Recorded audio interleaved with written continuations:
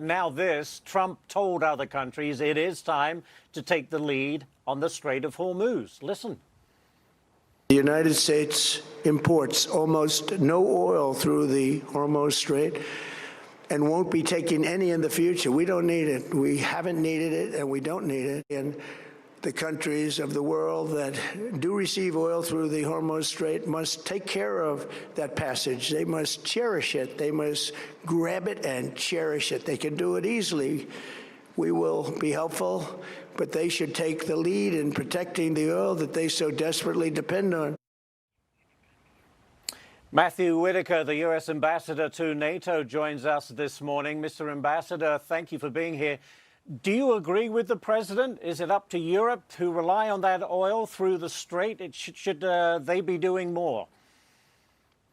There is no doubt that our European allies should be doing more, not only to support what the United States is doing, but more importantly, to be part of the coalition that opens up the Straits of Hormuz.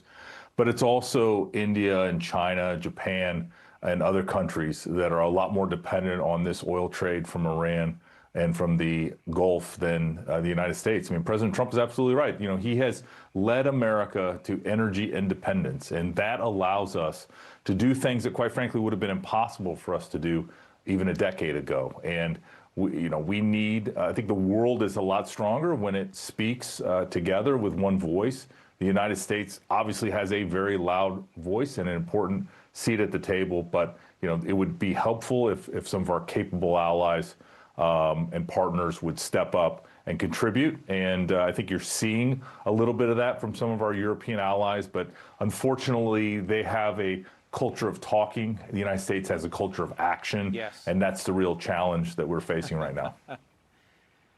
And with that in mind, where does NATO go from here? The president has really kind of saved some harsh words for NATO, even suggesting the U.S. may not be a part of that alliance. What are your thoughts?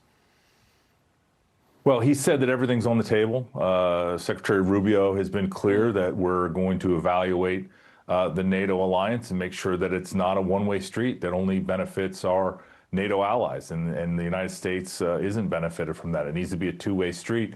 So everything's on the table in that regard. Next week, Secretary General Rutte and myself will be going to Washington, D.C. to meet with the president. And obviously, as the United States representative to NATO, I am on the president's side in this situation. But I can also, I think, give some good context and color as to what's going on in real time here in Europe. But ultimately, the president's going to make a decision.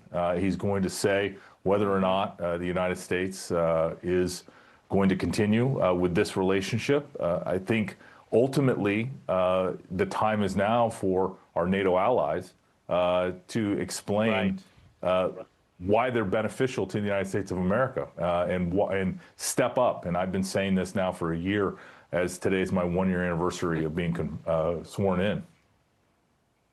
Okay, well, listen, very quickly, in a letter addressed to the American people, Iran's president suggested that he wants diplomatic engagement over violence. You say there is an off-ramp for the war that Iran can choose. What does that look like? Well, first of all, remember, President Trump is a deal maker.